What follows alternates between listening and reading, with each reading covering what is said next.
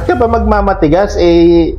Isipin mo lang, ito yung taong minahal ko eh. Ba't ko pa siya pahirapan? Diba?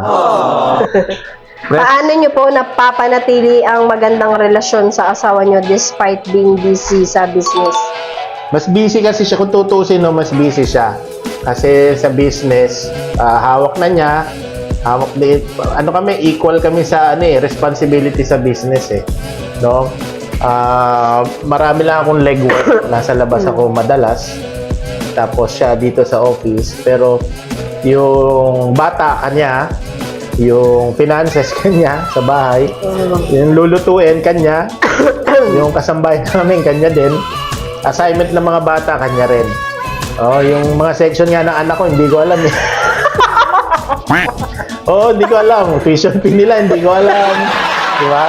Teacher nila, kung anong subject nila, hindi ko alam. Basta, hindi ko alam kung ano nangyari sa kanila sa school. Ang alam ko lang, grades nila eh. So, siya ho yun. So, ikaw, paano mo na lalampasan? Ano ba yung tanong? Paano daw napapanatili ang magandang relasyon? Dapat may unang question dyan. Maganda ba yung relasyon? Uy, baka isipin nila, hindi maganda relasyon. Paano nyo ba napapanatili ang magandang relasyon sa asawa nyo despite being busy sa business? Okay. Hindi kasi kahit pagka may asawa ka na, kahit busy ka, dapat di mo kalimutan ang asawa mo. Diba?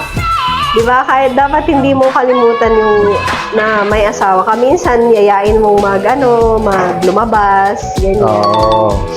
Nagagawa ko ba yun? Oo naman. Nagagawa ko naman yun eh.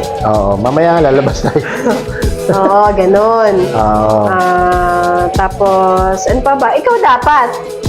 Paano napapanatili? Ikaw sa tingin mo. Parang always refresh ng kung ano kayo dati. Diba? Pag meron kayong misunderstanding, lagi mong ipapasok sa isip mo, ba't pa pahihirapan itong taong? Ito yung taong minahal ko. Yan, diba? Ba't mo pa pahihirapan? Ba't mo pa patatagalin, di ba, Dion? Oo nga. Ba't mo pa mamatigas? Maliban na lang kung lagi mo inaaway, di ba? Ba't ka pa magmamatigas? Isipin mo lang, ito yung taong minahal ko eh. Ba't ko pa siya pahihirapan? Di ba? Okay. Yun, ganon.